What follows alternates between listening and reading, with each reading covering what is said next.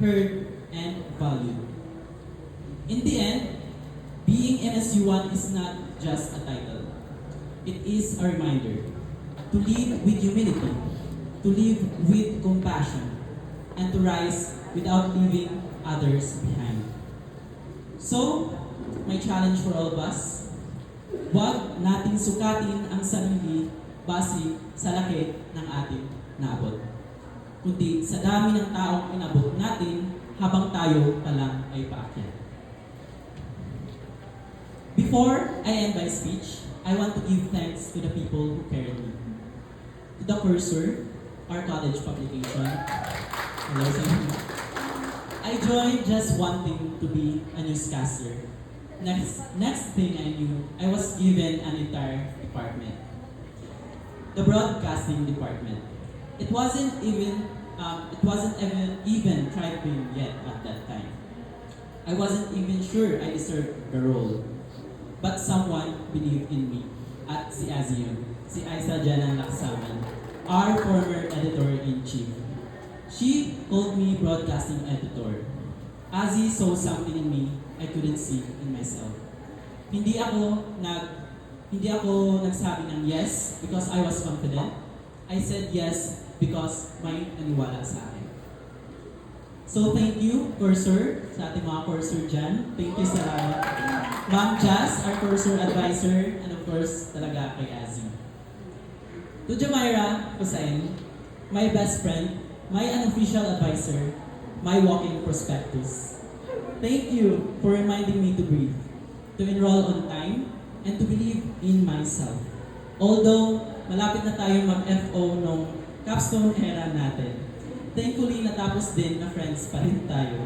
Thank you so much, Mai.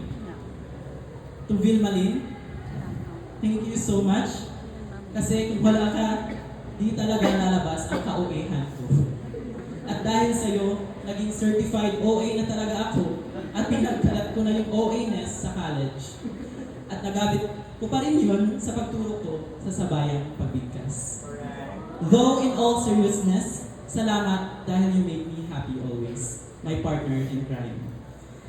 To the happy interns, Azzy, Naima, Jamaira, Nursia, and Namar, thank you so much for making my OGT days more bearable and fun.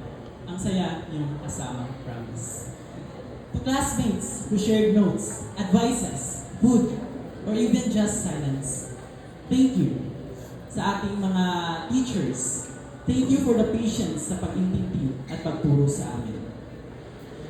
To my parents, especially sa mama ko, who sacrificed a lot for my brother and I to strive and survive. Thank you so much, Ma, for believing in me and for being so strong despite all the problems that we have right now. I'm so proud of you, Ma. Thank you also for having the effort na pumunta pa dito sa graduation ko.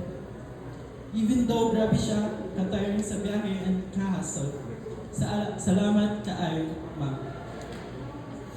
Kuya Azir, thank you. We once dreamed of graduating together, of walking side by side, proudly wearing our togas, laughing at how far we've come. Pero minsan, life writes the story differently. When I found out you weren't in the list of graduates, it broke me. Because I know how much you fought, how much you gave, and you were there during some of my lowest moments. Always with that loud, comforting laugh, and that quiet humility that spoke volumes. You never asked for credit, you just showed up with your presence, your kindness, your strength. And even when you were going through your own storms, you still made room for others. So Yazir, thank you for being that kind of person. For being someone na naging tahanan namin sa gitna ng gulo. For reminding us what sincerity looks like. This moment, this win, kasama ka dito. Because behind this achievement is a village. And you, yes, were one of the strongest pillars in mine. So thank you. And I hope when your time comes, and I'm sure it will come, you'll feel the same pride as I feel now. Because deserve mo talaga. And alam namin yan lahat. And no matter what, you'll always be part of our story. You always will be. And lastly, to everyone graduating today, maybe you're not the top student. Maybe you don't have awards. Maybe you're still figuring things out. But listen, you showed up. You made it at nandito ka. And that's more than enough. So as we leave these walls, may we carry more than just knowledge. But the kind of character na kahit saan ka dalhin, may maiiwang kabutihan.